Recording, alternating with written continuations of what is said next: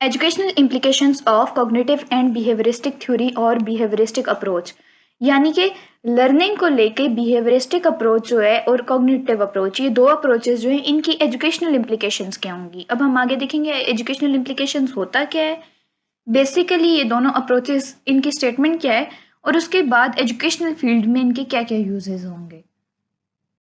Educational implications हमारे पास ऐसे रास्ते ढूंढना या ऐसी स्ट्रेटेजीज और टेक्निक्स डेवलप करना है जिनकी मदद से हम स्टूडेंट की लर्निंग, रीजनिंग, इस सब को इंक्रीज कर सकें, उनकी मेंटल एबिलिटीज को इंक्रीज कर सकें ताकि वो जो गोल है लर्निंग का अचीव कर सकें। बिहेवियरिस्टिक अप्रोच टू लर्निंग, यानी कि पहले हम ये देखेंगे बिहेवियरिस्टिक अप्रोच का कहना क्या है। बिहेवियरिस्टिक अप्रोच का ये कहना है कि जब नेचुरल स्टिमुलाई के रिस्पॉन्स में कोई बिहेवियर शो कर रहे हैं हमारे स्टूडेंट्स, तो हम आर्टिफिशियल स्टिमुलाई या अल्टरनेटिव स्टिमुलाई से भी वो रिक्वायर्ड बिहेवियर रिपीट करवा सकते हैं, उस बंदे को वो बिहेवियर सिखा सकते हैं। अब एजुकेशनल फील्ड में हम बिहेवियरिस्टिक अप्रोच या बिहेवियरिस्टिक थ्योरी को किस तरीके से यूज कर सकते हैं, तीन तरीके हैं। सबसे पहले प्रोग्राम्ड इंस्ट्रक्शंस, टीचिंग मशीन्स और स्किनर्स थ्योरी में भी इसके कुछ यूजेस बताए गए हैं। प्रोग्राम्ड इंस्ट्रक्शंस, सबसे पहले हमारे पास आ जाती हैं प्रोग्राम्ड इंस्ट्रक्शंस। क्या होती हैं प्रोग्राम्ड इंस्ट्रक्शंस? ऐसी इंस्ट्रक्शंस होती हैं जिनमें टीचिंग स्ट्रेटेजीज पहले से ही डिजाइंड होती हैं, यानी कि वो स्ट्रेटेजीज जिनकी मदद से हम स्टूडेंट को अपनी मर्जी का बिहेवियर सिखा सकते हैं या अपनी मर्जी की बातें सिखा सकते हैं, वो स्ट्रेटेजीज पहले से प्रोग्राम्ड होंगी। जैसे कि अगर हम मैथ्स का कोई सब्जेक्ट पढ़ा रहे हैं किसी को, तो उसमें क्या होगा, सबसे पहले हम नॉर्मल प्लस माइनस के क्वेश्चन से स्टार्ट करेंगे और उसके बाद कॉम्प्लेक्स क्वेश्चंस पे जाएंगे जिनमें मल्टीप्लाई और डिवाइड वगैरह होगा। अब इसमें स्टिमुलेंट्स वगैरह ऐड करके, कंडीशंस ऐड करके सीक्वेंस में हम प्रोग्राम करेंगे इंस्ट्रक्शंस को, और इस तरह से हम बिहेवियर इंट्रोड्यूस करवा सकते हैं। कंडीशन क्या है हमारे पास? एक कंडीशन होगी एग्जाम्स देने, अपने पास होना है, तभी आपको हम नेक्स्ट क्लास में प्रमोट करेंगे। और एक प्रोग्राम्ड इंस्ट्रक्शन होगी पहले से ही कि पहले प्लस माइनस का सिखाएंगे फिर कम्प्लेक्स की तरफ जाएंगे। तो सबसे पहली एजुकेशनल इम्प्लीकेशन इसकी प्रोग्राम्ड इंस्ट्रक्शन है। टीचिंग मशीन्स, टीचिंग मशीन्स ऐसी मशीन्स होती हैं जो या तो कंप्यूटर की मदद से डेवलप्ड होती हैं या कोई और इलेक्ट्रॉनिक या मैकेनिकल डिवाइस होगी जिसमें हमारे पास एक सेट ऑफ आंसर्स मौजूद होता है उन क्वेश्चंस का, जैसे कि मल्टीपल चॉइस क्वेश्चंस होते हैं, कंप्यूटर पे आपने सेलेक्ट करने अपने आंसर्स। ऐसी मशीन्स हेल्प आउट करती हैं आसानी से कि हम स्टूडेंट का लर्निंग लेवल जो है वो डिटरमिन कर सकें किस स्पीड पे वो स्टूडेंट सीख रहा है। उसके बाद बीएफ स्किनर ने अपनी थ्योरी में बिहेवियरिस्टिक अप्रोच टू लर्निंग की कुछ इम्प्लीकेशंस बताई थी कि एजुकेशनल फील्ड में हमारी किस तरह से मदद कर सकती है। मतलब बिहेवियरिस्टिक अप्रोच की कुछ बातें ऐसी हैं जो एजुकेशनल फील्ड में मदद करती हैं।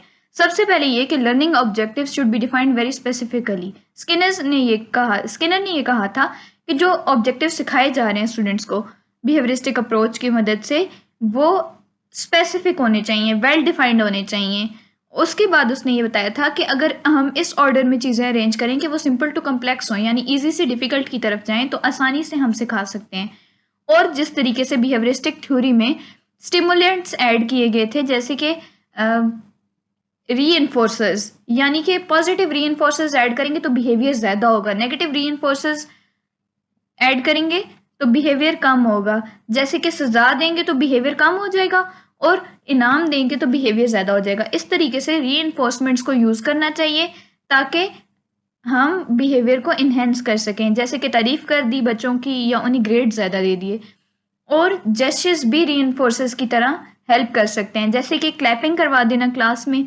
इसके साथ साथ रीइंफोर्सर्स को इमीडिएटली यूज़ करना चाहिए। इमीडिएटली मतलब अगर जिस टाइम उस बच्चे की परफॉर्मेंस अच्छी है, स्टूडेंट की परफॉर्मेंस अच्छी है, अगर इमीडिएटली हम उसे अप्रिशिएट करेंगे तो इस तरीके से बच्चा रीइंफोर्स होगा, वो अपना ये बिहेवियर बार बार रिपीट करेगा जो बिहेवियर हम चाहते हैं, यानी कि वो अच्छे तरीके से सीखेगा।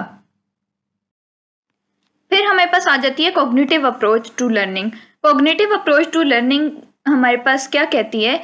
It states that mental cognitions like perception, understanding, thinking, decision making and problem solving are included in learning processes and enhance it.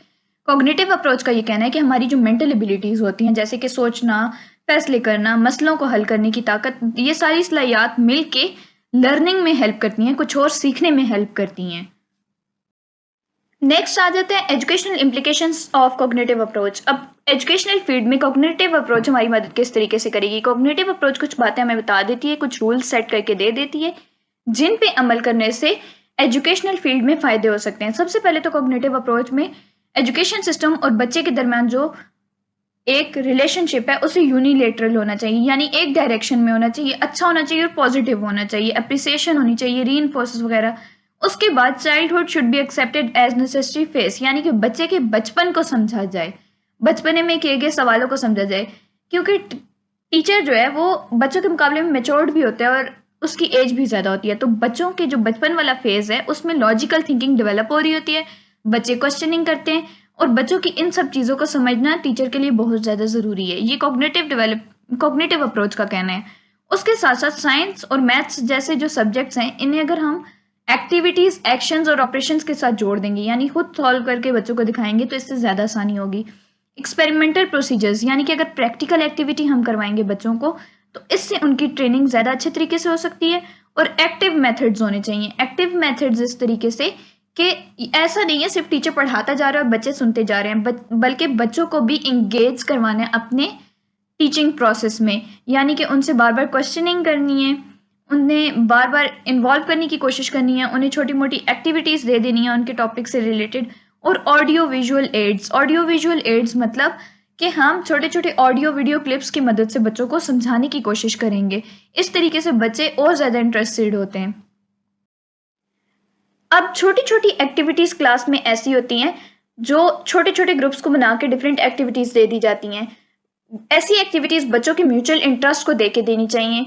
अगर हम डिफरेंट प्रोजेक्ट्स देते थे, साइंस प्रोजेक्ट्स, मैथ्स प्रोजेक्ट, तो हम ऐसे बच्चों को साइंस प्रोजेक्ट दें जो साइंस में इंटरेस्टेड है। इससे उन बच्चों के आपस में भी कोऑपरेटिव जो होगी वो बढ़ेगी, कोऑपरेटिव फीलिंग्स वगैरह बढ़ेंगी और साथ ही साथ वो बच्चे टीम वर्क करना सीखेंगे।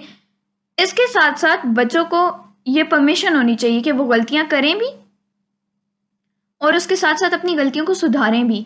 गलतियां करने की छूट बच्चों के पास होनी चाहिए और जो एक्सपेरिमेंटेशन का प्रोसेस है वो उन्हें अवेलेबल होना चाहिए। लाइक ऐसे नहीं है कि बच्चों को एक चीज़ सिखानी है, आप रेड और येलो कलर को मिक्स करोगे तो ऑरेंज कलर बनेगा। इसका मतलब ये नहीं है कि बच्चे रेड और ब्लू को मिक्स नहीं कर देते। जब बच्चे एक्सपेरिमेंटेशन करेंगे तभी एक्सप्लोर करेंगे कि रेड और ब्लू कलर को मिक्स करने से बनेगा क्या। कॉग्निटिव एक्टिविटी जनरेट एक्सपेरिमेंटेशन से होती है। जब वो एक्सपेरिमेंटेशंस करेंगे तभी उनकी मेंटल एबिलिटीज़ जैसे कि problem solving, thinking, logical reasoning, ये सब डेवलप होंगी। इसके साथ साथ ये सारी एजुकेशनल इम्प्लीकेशंस जब हम क्लासरूम में अप्लाई करेंगे तो वो एक बच्चे की जो एबिलिटीज़ हैं, मेंटल एबिलिटीज़, उन्हें मैक्सिमाइज करने में बहुत ज़्यादा हेल्प आउट कर सकता है। कॉग्निटिव और बिहेवियरिस्टिक अप्रोच के बाद हमारे पास दो मजीद अप्रोचेस जो आ जाती हैं, वो है social learning approach and humanistic approach. Social learning में सोशल सेटिंग में बच्चा किस तरह सीखता है, अपनी सोशल इन्वायरमेंट से किस तरीके से सीखेगा, सोसाइटी से, कम्युनिटी से, जिन लोगों से वो इंटरेक्ट करता है उनसे किस तरीके से सीखेगा। और ह्यूमनिस्टिक अप्रोच में हम ये देखेंगे कि बच्चा अपनी इंटरनल एबिलिटीज़ को, पॉजिटिव एबिलिटीज़ को किस तरीके से यूज़ करेगा। मतलब उसमें ज़्यादा फोकस बच्चे के अपने ऊपर किया जाएगा, उसकी पॉजिटिव फीलिंग्स, उसकी फीलिंग्स, वो क्या फील कर रहा है, वो किस तरीके से सीखेगा, उसके इंटरेस्ट क्या हैं, इस सब पे बेस करता है। उसके बाद हमारे पास आ जाती है सोशल लर्निंग अप्रोच की डिटेल्स। सोशल लर्निंग अप्रोच हमारे पास ये बताती है states that learning in most settings is communal activity और शेयरिंग ऑफ कल्चर, यानी कि बहुत सारी सेटिंग्स में, सोशल सेटिंग्स में इस तरीके से होता है कि या तो कम्युनिटी में किसी एक्टिविटी की वजह से सीख रहे होते हैं बच्चे या फिर सिमिलर कल्चर की वजह से। अब बैंडियरा ने अपनी सोशल लर्निंग थ्योरी बताई थी, साथ ही साथ जो लेव था उसने अपनी सोशल कंस्ट्रक्टिविस्ट अप्रोच दी थी, कंस्ट्रक्टिविस्ट अप्रोच सॉरी, जिसमें उसने डिफरेंट पर्सपेक्टिव दिया था। और उसका पर्सपेक्टिव क्या था, social learning is very important, यानी कि सोसाइटी से सीखना बहुत ज़्यादा इंपॉर्टेंट है। सोशल सेटिंग में जो लर्निंग होती है वो भी कॉग्निटिव लर्निंग के साथ साथ इंपॉर्टेंट होती है। सोशल लर्निंग थ्योरी हमारे पास बैंडियरा ने दी थी। इस थ्योरी में उसने लर्निंग और बिहेवियर इन दोनों के दरमियान डिफरेंस बताया था। लर्निंग क्या थी, एक्वायरिंग ऑफ नॉलेज, यानी वो नॉलेज जो हम गेन कर रहे हैं, और बिहेवियर क्या था, जो नॉलेज हमने गेन की है उसकी ऑब्जर्वेबल परफॉर्मेंस, यानी उस नॉलेज को जब हम परफॉर्म कर रहे हैं वो परफॉर्मेंस जो कोई ऑब्जर्व कर सकता है वो था। उसने अपनी सोशल लर्निंग थ्योरी में ये दो फैक्टर्स बताए हैं, लर्निंग और बिहेवियर। लर्निंग की डेफिनेशन उसने ये दी है कि जो नॉलेज हम एक्वायर कर रहे हैं, और बिहेवियर की डेफिनेशन उसने वो दी है कि हम जो नॉलेज एक्वायर कर रहे हैं, जो नॉलेज गेन कर रहे हैं, उसको रिलेटेड या उसकी ऑब्जर्वेबल परफॉर्मेंस जो हम उसे परफॉर्म करके दिखा रहे हैं, वो हमारा बिहेवियर है। अब इस थ्योरी में उसने ये बताया था कि जो ऑब्जर्वेबल बिहेवियर हम दूसरों को ऑब्जर्व करके सीखते हैं या किसी और को ऑब्जर्व करके सीखेंगे, वो ऑब्जर्वेशनल लर्निंग होगी, और उसी को सोशल लर्निंग भी कहा जाता है।